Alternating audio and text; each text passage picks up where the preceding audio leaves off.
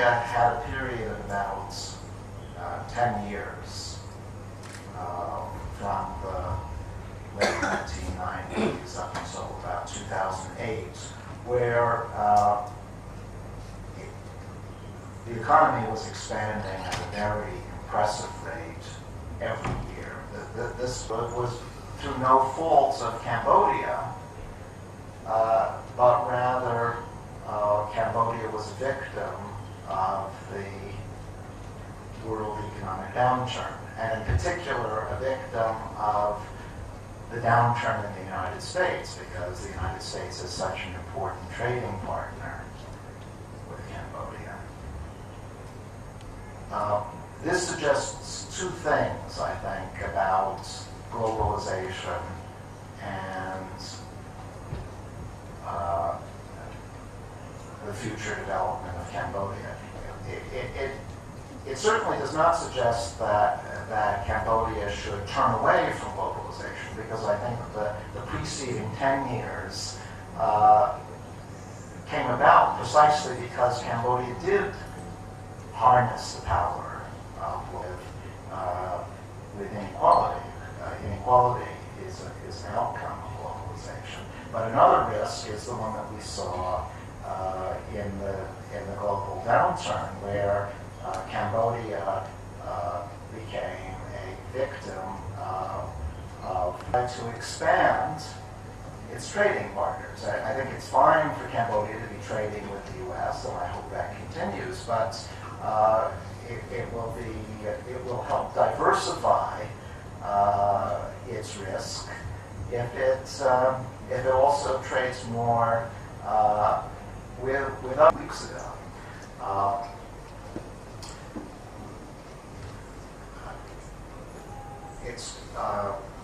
I'm looking forward to the day where Cambodia will, for example, be trading a lot more with China, and this will be made possible by virtue of the fact that this free trade area will bring down tariffs in over 90% of traded goods. So diversifying your trading partners is one useful globalization strategy, and another one is diversifying your export industries. I mentioned that the garment industry has been an important success story for Cambodia. But the garment industry was particularly hard hit by the downturn because one thing that Cambodia can do is to develop other industries. We talked about rice before. Developing rice for export, high-quality rice, would help diversify Cambodia's export industries, and that would also protect it better from global downturns. So two suggestions but their own. Dean of the School of Global Study of the NUM. First of all, I would like to express my thanks and appreciation for your wonderful presentation, which I feel I know one more thing about the economics, the alternative model to the comparative advantage.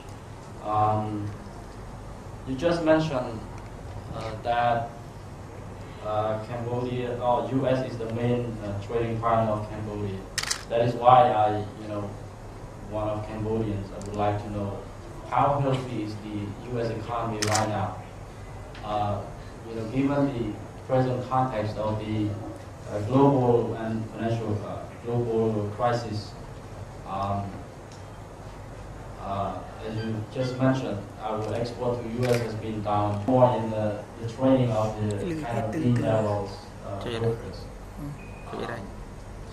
But also in the presentation, you mentioned about the positive effect of the globalization, where all stakeholders, rich and poor countries, benefit benefited from this globalization trend. So is that fair in turn to say that the rich country has the responsibility to have the tool to train the lead workers in the poor countries? Thank you.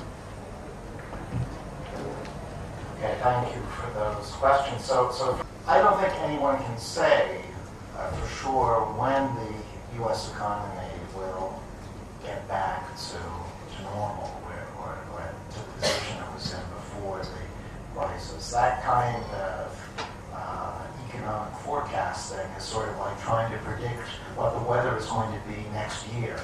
It's just a little bit too long term for our current predictive powers. What I can say is that it's by now quite clear that the worst is over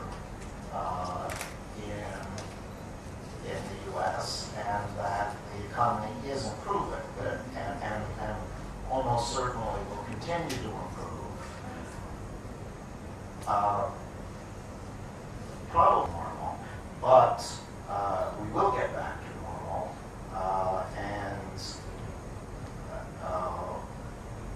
as the improvement occurs, I hope that will also mean that Cambodia will get back to normal, and in particular, I hope that will mean that the garment industry will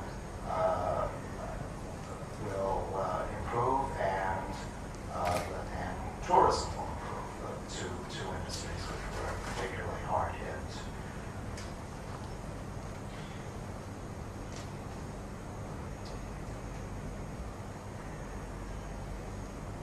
Well,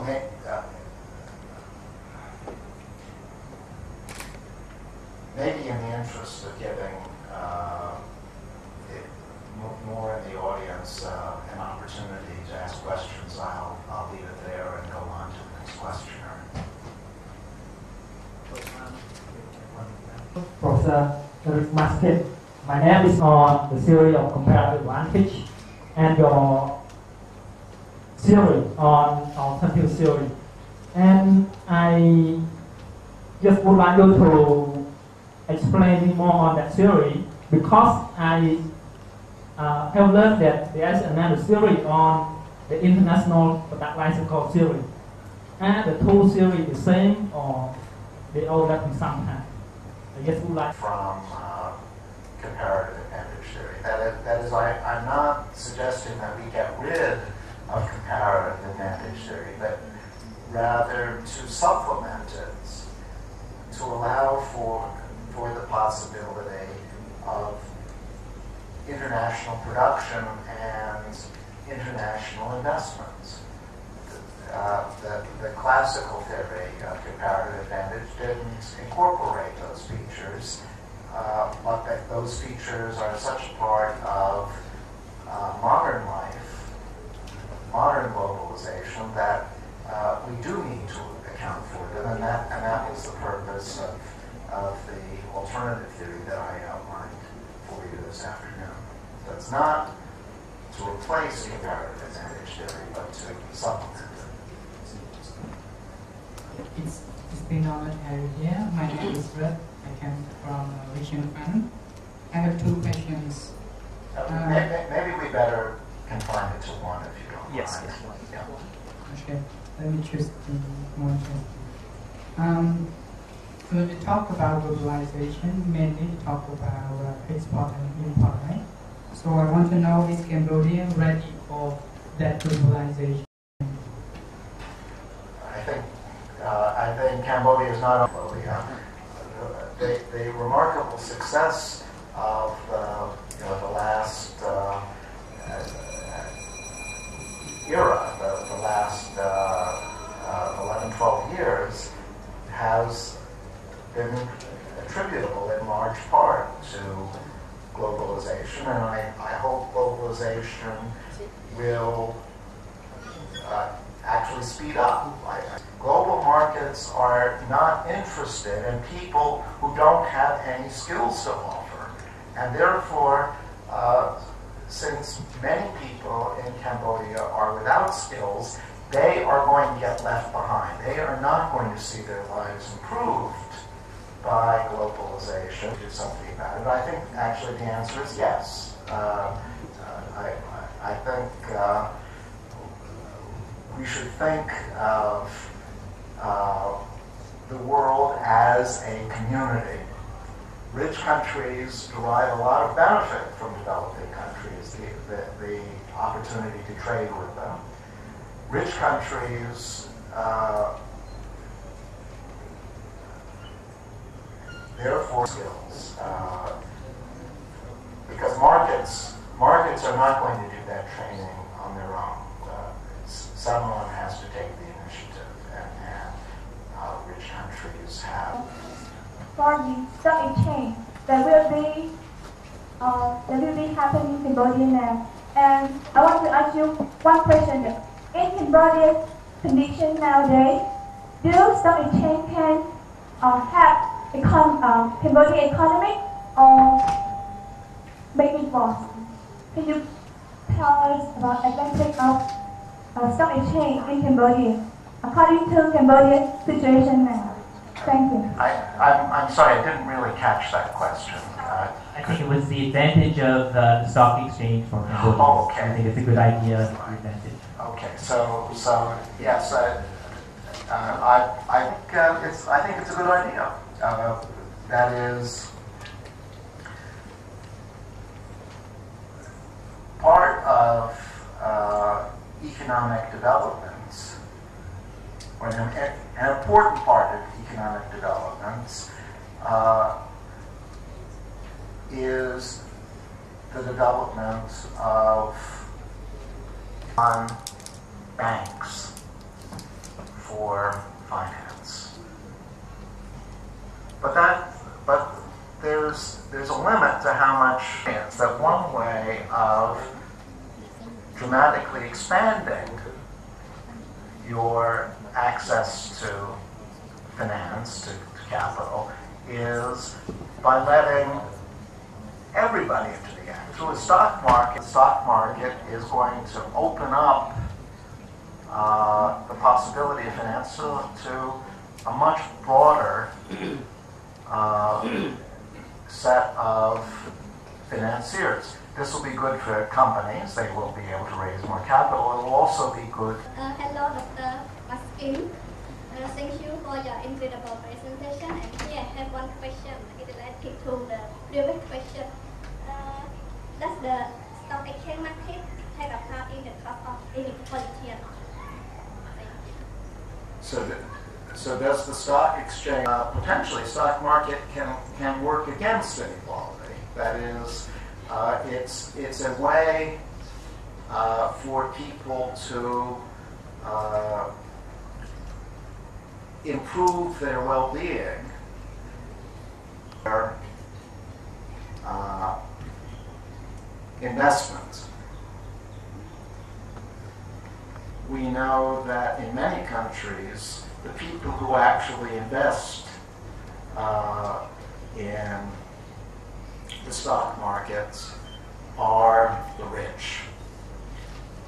So in reality, in many countries, the stock market makes the rich richer, and therefore increases inequality. So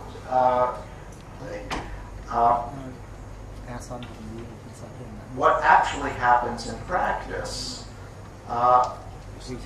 remains to be seen. If citizens are, I was talking about the importance of training to raise skills. You also need some education to know how to invest. If people are given the opportunity to understand what a stock market is and how to put their money into a stock market, help reduce inequality. But this will depend very much on how, on whether or not such training is actually introduced. I very much hope it will be.